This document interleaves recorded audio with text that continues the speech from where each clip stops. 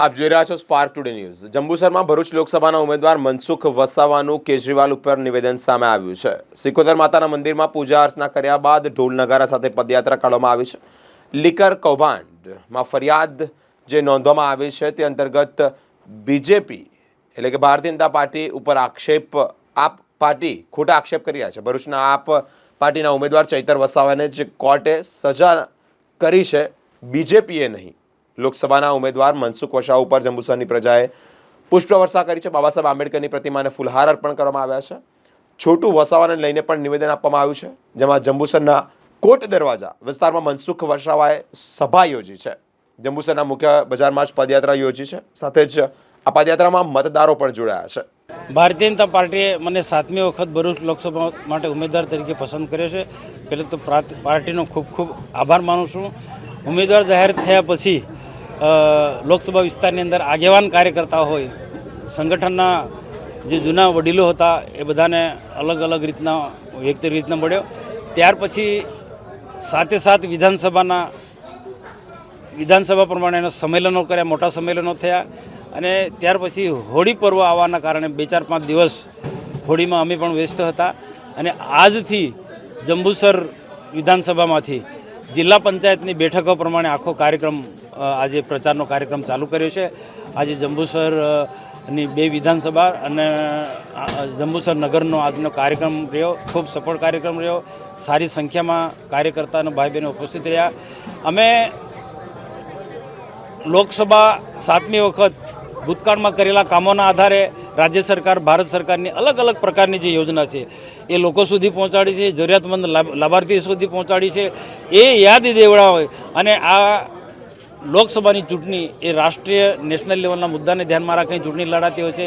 દેશના આ વિકાસના મુદ્દાને લઈને આ ચૂંટણી લડાતી હોય છે। એટલે લોકોને, મતદારને સમજાવીને ભાજપને મત કેમ એમ સમજાવીને એક બૂથ જીતવાના અભિયાન સાથે અમે આગળ વધી રહ્યા છીએ। અને જે પ્રકારે અમારા કાર્યકર્તા સંમેલન જે જિલ્લા પંચાયત પ્રમાણે જે સફળ રહેશે એ જો તમને સંપૂર્ણ વિશ્વાસ છે કે 7મી વખત અમે જીતવાના તો છે જ, પણ CR પાટીલ સાહેબે અમને આદેશ આપ્યો છે કે 26 લોકસભા જીતવાની સાથે 5 લાખના માર્જિનથી જીતવાની છે। તો ભરૂચ લોકસભા પણ અમે 7 લાખના માર્જિનથી જીતીશું। અને DK સ્વામી જે જંબુસર વિધાનસભા માટે 1 લાખના માર્જિનથી આ વિધાનસભા જીતાશે એવી અમને બધી જ જગ્યાએ કાર્યકર્તા પાસે અપેક્ષા રાખી છે। તો આ મુજબ કાર્યકર્તા અમારા બૂથ લેવલ સુધી કામ છે। અમે બૂથ જીતવાના ટાર્ગેટ સાથે અમે આગળ કામ કરી રહ્યા છીએ। અને મને કાર્યકર્તાઓ પર સંપૂર્ણ વિશ્વાસ છે। તાલુકા પંચાયતના સભ્યો, જિલ્લા પંચાયતના સભ્યો, નગરપાલિકાના સભ્યો, અલગ અલગ સ્થાન પર અમારા જે પ્રમુખો જે છે તાલુકાના, જિલ્લાના અને સંગઠનની તાકાતથી અમે આ બૂથો બધા તમામ જીતવાના છે।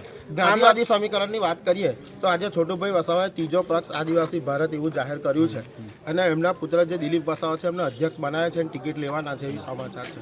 એ તો હવે જ્યારે ચૂંટણી આવે તો સ્વાભાવિક છે કે આવા કોઈકનો કોઈક પાર્ટીઓ જૂની પાર્ટીઓને સાઈડ પર મૂકી નવી પાર્ટીઓ ઊભી થતી જાય છે, પણ એની અમે જરા પણ ચિંતા નથી કરતા। ભારતીય જનતા પાર્ટી નેશનલ લેવલની પાર્ટી છે અને નેશનલ લેવલના મુદ્દાના આધારે અમે ચૂંટણી લડીએ છીએ। દેશના વિકાસ માટે, દેશને એક મજબૂત રાષ્ટ્ર બનાવવો છે, દેશને એક મહાસત્તા બનાવવો છે, દેશને વિશ્વના ફલક પર લઈ જવાના ઉદ્દેશ્ય સાથે અમે આ ચૂંટણી લડી રહ્યા છીએ। બધા જ ભારતીય જનતા પાર્ટીના ઉમેદવારોનો એજન્ડા જ આ છે કે દેશને એક સમૃદ્ધ ભારત બનાવવાનો છે।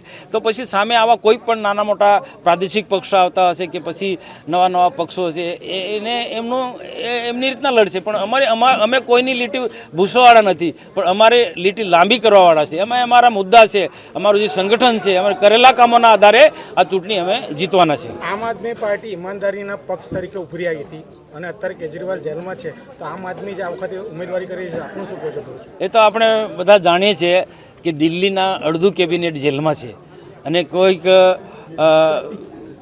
કેટલાક લોકો એવી ખોટી વાતો ચલાવે છે કે ભાજપના લોકો આમ આદમી પાર્ટીથી ડરે છે એટલે આ બધા નેતાઓને જેલમાં, પણ કોર્ટમાં તો તમે ન્યાય મેળવો। મેં તો દરેક જગ્યાએ કીધું કે તમે કોર્ટમાં ન્યાય મેળવો, કોર્ટ ન્યાય કરશે। સન્માન્ય કોર્ટમાં કોઈ લાગવગ કે કોઈ સરકારી સત્તાનો ત્યાં કોઈ દાવો કે પછી કોઈ દખલગીરી ત્યાં હોતી જ નથી। ત્યાં જે એફઆઈઆર અને એ કેજરીવાલ પર એફઆઈઆર થઈ છે કોને કરી છે? કોંગ્રેસના નેતાઓએ કરેલી છે, જે આ સાથે દેશમાં ગઠબંધન કરવા નીકળ્યા પડે એમના સાથી મિત્રોએ જે તે સમયે, અને અમારી પાસે આપણે રેકોર્ડ છે બધાના કોંગ્રેસના નેતાઓ જે આપના જે લીકર પ્રોજેક્ટ બાબતમાં જે કેજરીવાલ પર આરોપ મૂક્યા છે એ કોંગ્રેસના લોકો નેતાઓના છે. એટલે આ જે જેલમાં જે છે એમને જે પ્રકારના જે કૃત્યો કર્યા છે, એમને જે ગેરકાનૂની કામો કર્યા છે એના કારણે આજે જેલમાં છે. કોંગ્રેસનું સમર્થન લેવાની કેમ જરૂર પડી આમ આદમી પાર્ટી? આજે કોંગ્રેસ નેશનલ લેવલે સાવ તૂટી ગઈ છે.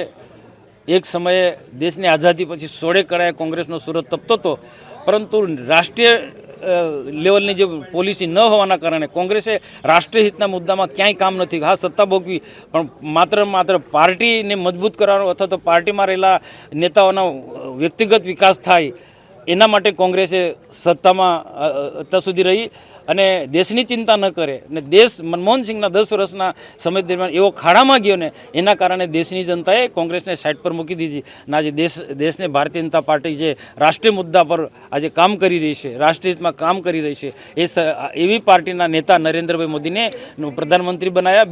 બે ટર્મ પૂરી કરી અને ત્રીજી ટર્મ માટે પણ દેશના પ્રધાનમંત્રી બનવાના છે. અને દેશની જનતા સંપૂર્ણ બહુમતી સાથે 400 સીટો આ વખતે આપવાની છે.